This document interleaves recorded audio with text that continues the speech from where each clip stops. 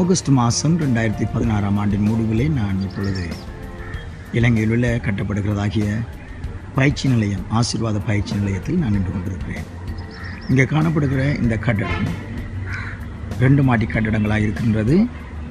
இந்த முதல் மாடி கொண்டு வரப்படுகிறதாகிய எல்லா மாணவர்களும் பயிற்சிவிக்கப்படுகிறதற்காக கட்டப்படுகிறதாகிய கட்டடம். மேல் மாடியிலே வாலிபர்கள் தங்க வைக்கப்படுவதற்காக கட்டப்படுகிறதாகிய அறைகள் உள்ள கட்டடம்.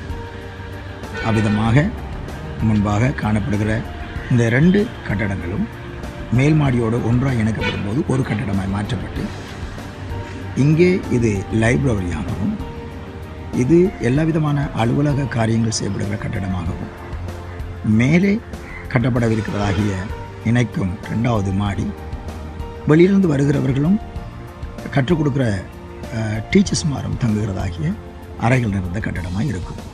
அப்படியே இந்த வெற்றிடத்திலே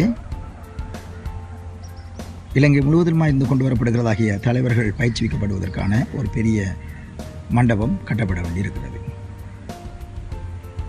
இங்கே நீங்கள் பார்க்கிறதாகிய இந்த கட்டடம் கீழ் மாடி உண்ணுவதற்கான அறைகள் உள்ளதாகவும் சமையல் அறைகள் உள்ளதாகிய கட்டடமாகவும், மேலே உள்ள கட்டடம் வாலிப பெண் பிள்ளைகள் தங்க வைக்கப்பட்டு பயிற்சி வைக்கப்படுகிற கட்டடமாகவும் இருக்கும்.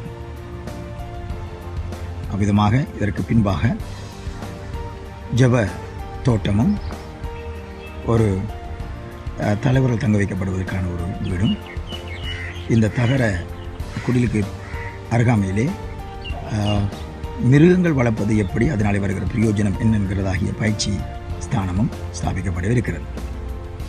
தொடர்ந்து ஜெபம் பண்ணுங்கள். இந்த காரியங்கள் துரிதமாய் முடிந்து காரியங்கள் எல்லாம் நேர்த்தியாய் செயல்பட தேவன் நமக்கு அற்புதம் செய்வாராக.